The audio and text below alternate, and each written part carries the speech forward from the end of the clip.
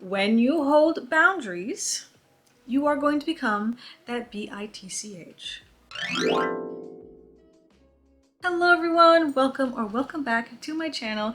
It's Tony Ann here, and today I have more of a personal video for you guys.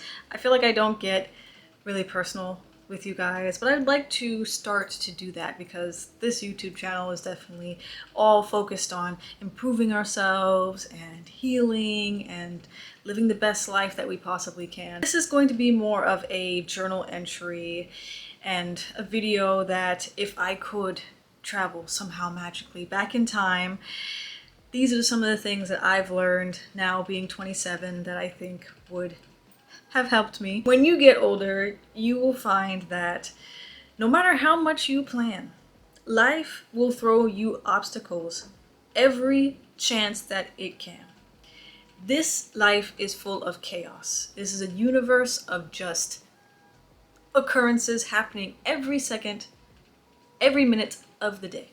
People who are very type A, like me, type A meaning we have to have things in a line, we want everything to be in order. When you are like that, you will be stressed out in this life because nothing really ever goes completely as planned. There's always going to be something that's going to be a little bit different than what you envisioned it to be. And when we focus so much on that vision that we have for ourselves and for the things that we are planning, we put a lot of emphasis on it. And when things go awry, we blow up. Take a deep breath, relax, and know that it's chaos all around us. Things are going to fall apart, things are going to change.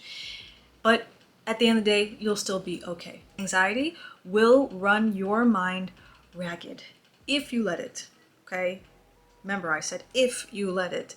You are in control with how you respond to these things. That's your anxiety talking and telling you that I need to increase my heart rate. I need to somehow fix this thing.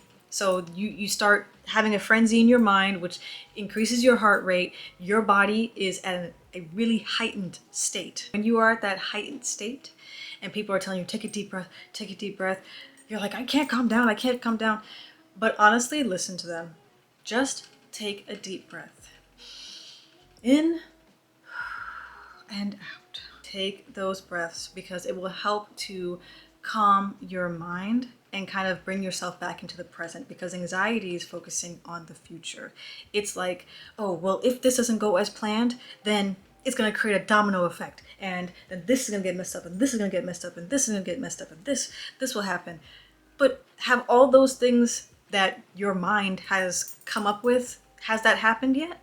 It hasn't. Anxiety is going to use that fear of everything getting messed up to make you get into that frenzy state, because you're like, I have to fix this because something's wrong. It just didn't go as planned.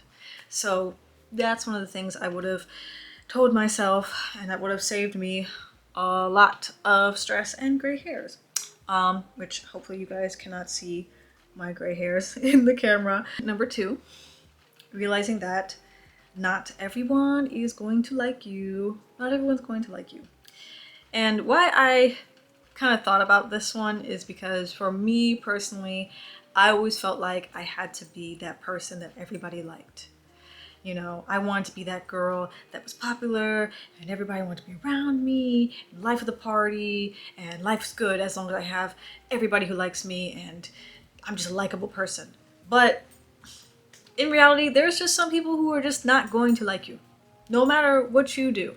And there's nothing that you can do to like win somebody over. Like those days of trying to impress people or faking who you are to get somebody to like you, those days, throw them out the window. All that does is force you to become somebody that you're not. And I don't know about you, but I don't think I can act for that long. It starts to kind of take a toll on you, and you start to kind of lose yourself if you keep doing that. And you will notice, which will bring me into the next point, but you will notice that once you start to stand up for yourself and you have boundaries, You might lose some people in your life. It just comes with it. When you start to stick up for yourself, not everybody's going to like that, because in truth, people really do like people who they could step on. They like people who they could take advantage of. So when you do that and you start to put yourself first and you hold those boundaries, some people might leave your life. When you hold boundaries, you are going to become that bitch. Boundaries are something you have to hold in this world. You have to. It is a dog eat dog world. Now, while being nice is great, most people like to be around nice people. It's just a good quality to have. But when you are overly nice, to the point where you will sacrifice yourself, your needs, and your wants, that's when it becomes a problem. That's when you are a pushover and a people pleaser. Please don't do that to yourself. You're worth more than that. Hold those boundaries and do it unapologetically. You are someone who deserves respect. Hold the boundaries because no one else is going to do that for you. The only person who can hold your boundary is yourself. Be open and clear about that boundary. Do not beat around the bush. Don't be like, oh, well, I just want to say that I kind of don't like when you do. No. Be open, be clear about it. Don't be afraid to tell somebody that you have a boundary. But if you have the boundary and that person has broken that boundary, do not be so quick to just throw them away if you did not tell them what the boundary was. I will say that I have had that happen where I felt like this person is wronging me all the time and I just don't know why they would keep doing that to me. And then I just started to build up this resentment. And then all of a sudden, I'm losing that friendship. I've built up that resentment and I've started to hate them because it kept breaking my boundary. Well, if you did not tell them what the boundary was, how would they have known that they broke your boundary? With the boundaries, be consistent. Just as you would be consistent with any other thing. Don't let it slide for one person. Oh, well, I like this person, so I think I can, just let them keep, going over my boundary even though I told them what my boundary was. But I like them, so I'm going to keep letting them cross the boundary. It's a pass for them. How is someone going to respect you? A person who doesn't hold their own boundaries, people actually notice that. And they're like, well, she told me that she didn't like this thing, but she still is hanging around me anyway, even though I did cross her boundary. So they just see that you have no respect for yourself. Relationships. When it comes to dating and also the relationship that you have with yourself, they kind of go hand in hand, because you cannot think that you're going to make this other person that's in your relationship be your everything. Value your friendships, because a lot of people will tend to focus on your significant other. But I really implore you to hang out with your girlfriends, because they are important for so many things. Like, this is something that will last for a long time. Not saying that relationships come and go. Sometimes they do for some people.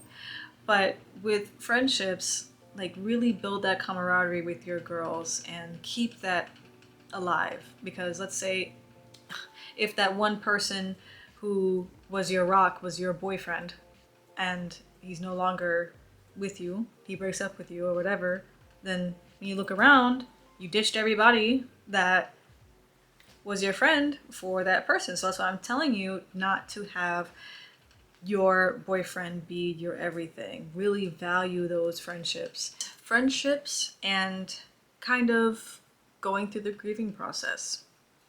Now, what do I mean by that? So when you're in high school and in elementary school, primary school, you are stuck with people in a building and you do tend to make friends. And you're able to see those friends every day without fail and you can connect with them. You pretty much don't have anything else to do but homework, so you spend a lot of time with your friends. But when you get older, especially getting into your 20s, everyone starts to go their own ways. And I think this was something difficult for me to come to terms with in my 20s, because I was so used to having those people who were my rock. They were always available to talk, and like we just spent countless hours with each other. But as we gotten older, things change. Things change and people change. So they've started to make their own families. They've gotten married, they've moved away, have different jobs, what have you.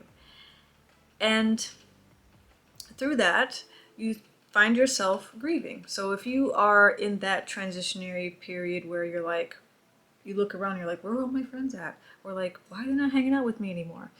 It's because in your 20s, people have things that they are going to be doing, and you will find that you will no longer be a priority as you once were.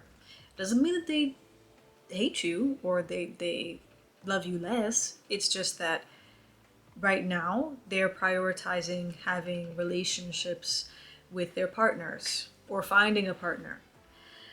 And that's something that can be difficult to come to terms with, but that's when, again, it comes back to being by yourself. So that was some things that I would like to tell my former self if I could have time traveled, but it's just more of a journal entry, like I said. So those are some points. I hope that you guys were able to get something out of it. You know, maybe you connected with me on certain things that I said and you've experienced it. Feel free to give this video a like. If you enjoyed it, give it a big thumbs up.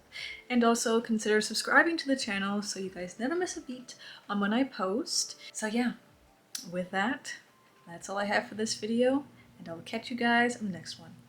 See ya!